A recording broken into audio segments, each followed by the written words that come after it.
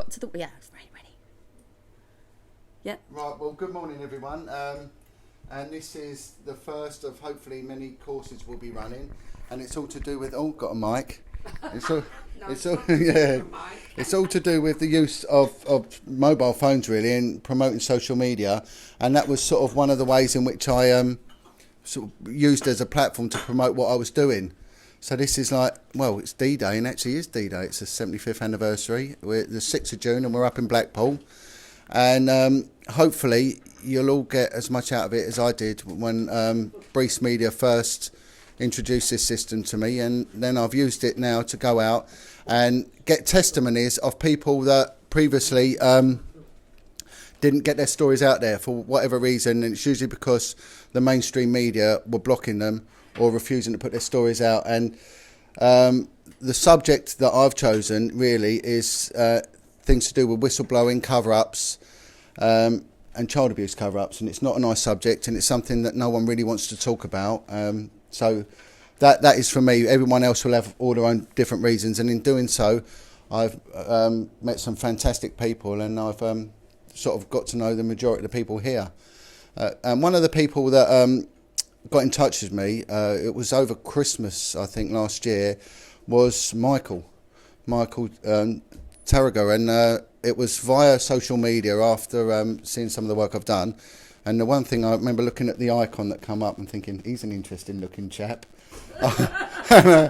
Anyway, I got in touch with Michael, and then we arranged for me to come and see Michael and then put out Michael's testimony, which had a massive impact on quite a lot of people, and it has prompted quite a few people to come forward, which really is what I'm all about, getting people to come forward. For me, the cover-ups have gone on far too long and caused too much damage, and I want it to stop. I've seen what happens when people speak out, and I've seen it happen to myself and the damage it's caused me and my family. But one thing it's done is strengthen my resolve. Now, the one thing I will say is that when I've always done live feeds, and for me, live is a brilliant way of getting the best out of people, but it really is like herding cats. You know, and I've interviewed people, and this might sound, it's not derogatory, people that have got mental health problems sometimes, so you never know which way it could go. And God willing, everything has gone absolutely swimmingly for me. But there are small parameters, and we have the strongest libel laws in the world. And we have seen people that have gone to prison for speaking out. God bless him, Robert Greene, a very, very brave man who spoke out against some of the worst child abuse. The man went to prison not just once but twice in the Scottish system.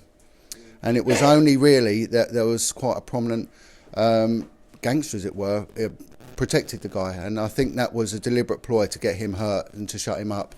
It didn't work, and he continued to speak out. We've just seen it with Melanie Shaw, who's put in prison as well. And we're now seeing the attack on women like Esther Baker, who's speaking out against quite a prominent politician.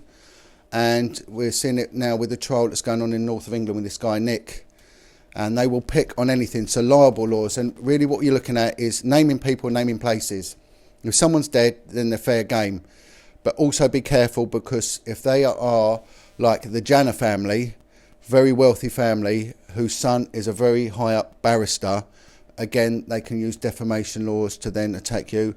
And places, on the whole, a place can't sue, but if you're bringing into the fore or in some way denigrating a business or an establishment which is looking at losing a lot of revenue, I mean, I had it with the British Waterways Board, wouldn't back what I was saying, because they're the biggest landowners, what they call land tenants in the country. So they wouldn't back the fact that there was a lot of paedophiles living on canal boats. So be careful of them two things. And like I say, there's a parable of the man down the well. Don't be the man down the well. Don't get yourself in trouble, put in prison, because then you're inoperative. You end up with gagging orders slapped on you, and you can't do any of this. So be very clever. Use your intelligence with what you do. That's all I'm saying with it. We can get carried away with our passion and everything else, and I do as well. But if you just stick to those little parameters, all will be all right. You know, and the more you do, the more confident you get, and brilliant. And it's about getting his testimonies out. So with that, I'm going to now pass on to Michael. Michael, I don't know how much this... So I'll come to Anna... No, You went on it and then come back. The connection's not fantastic, but no one's commented yet. I've connected to the Wi-Fi. It's better over here, but sorry if I'm blocking your view. That's the only thing, guys. So I sit on here. Sorry. Yeah, I'm still live, yeah. Showing how to undo, not to not do. We're going to be learning a lot of stuff today about getting your stories out, okay? Here we go. And have a good day. Okay. You just plug that in. Thank you. Right, over to you, Michael. Testing, 1, 2.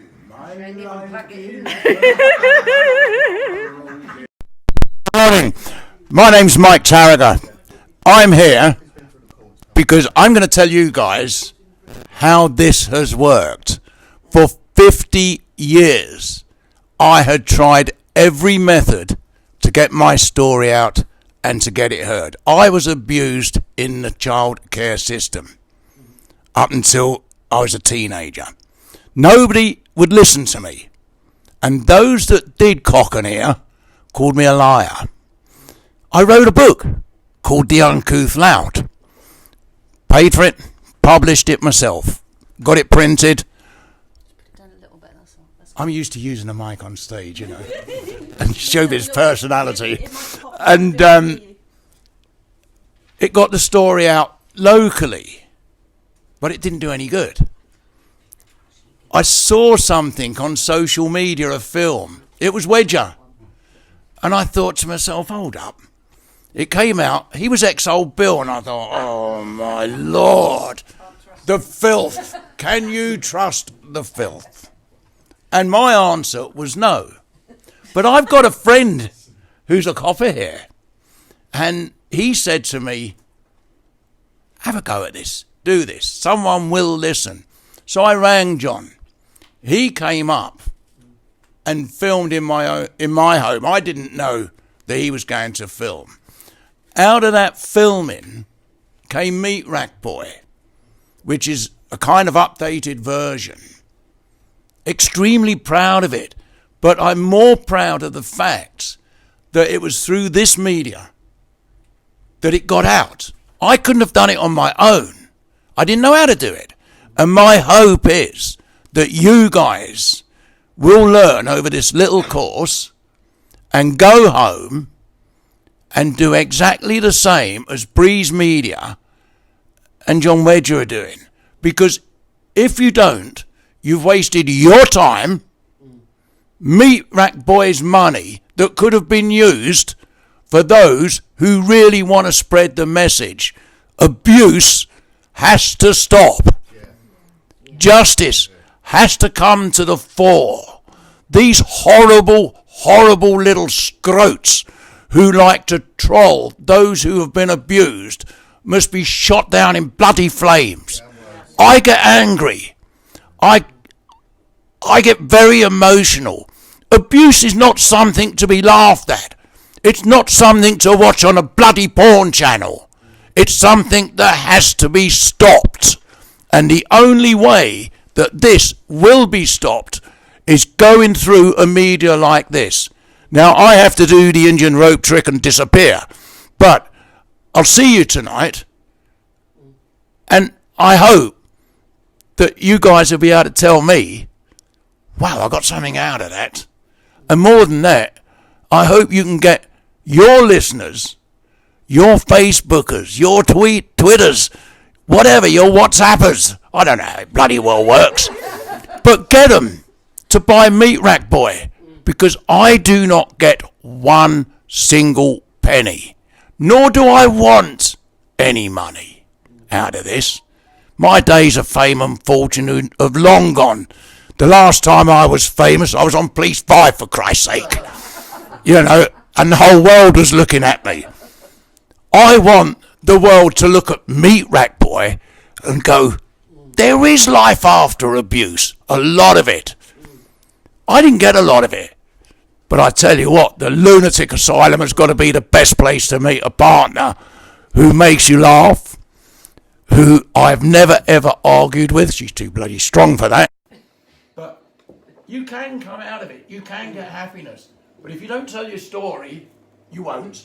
And if your story doesn't get told, you won't get any I don't know if satisfaction is the right word, but I'm satisfied with what I've done.